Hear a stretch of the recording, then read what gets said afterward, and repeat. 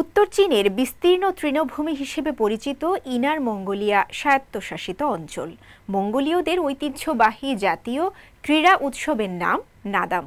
প্রতি বছরের মতো এবারও এটি উদযাপিত হচ্ছে। তাই নাদাম উৎসবে কুস্তি, তীরন্দাজি আর ঘোড়দৌড়ের সঙ্গে মিশেছে সংস্কৃতি, সঙ্গীত আর বিনোদনের ছোঁয়া, যা টেনে এনেছে দেশ বিদেশের হাজারো পর্যটককে।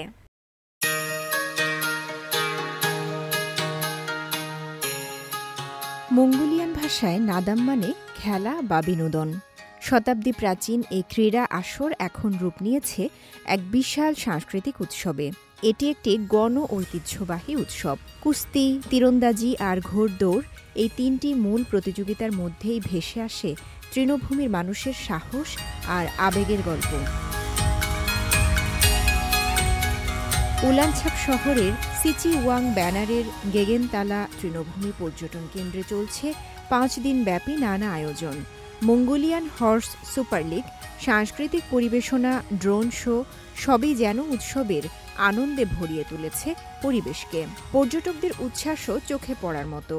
তৃণভূমির মানুষের সাহস আর উষ্ণতা মন ছুঁয়ে যায়। দৃশ্যগুলো যেন স্বপ্নের মতো।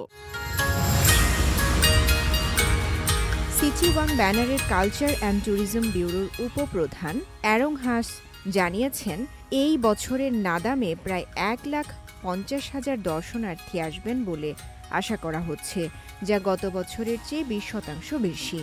শুধু ওলানছাপেই চলতি বছরের প্রথমার্ধে ঘুরতে এসেছেন 1,30,00,000-এরও বেশি পর্যটক। হিঙ্গান লিগের ওলান মাউদু তৃণভূমিতে মূল খেলাগুলোর পাশাপাশি দর্শনার্থীরা পাচ্ছেন ঐতিহ্যবাহী অন্যান্য খেলায় অংশ নেওয়ার সুযোগ। এবারের উৎসবে নতুন সংযোজন, খোলা আকাশের নিচে চলচ্চিত্র প্রদর্শনী।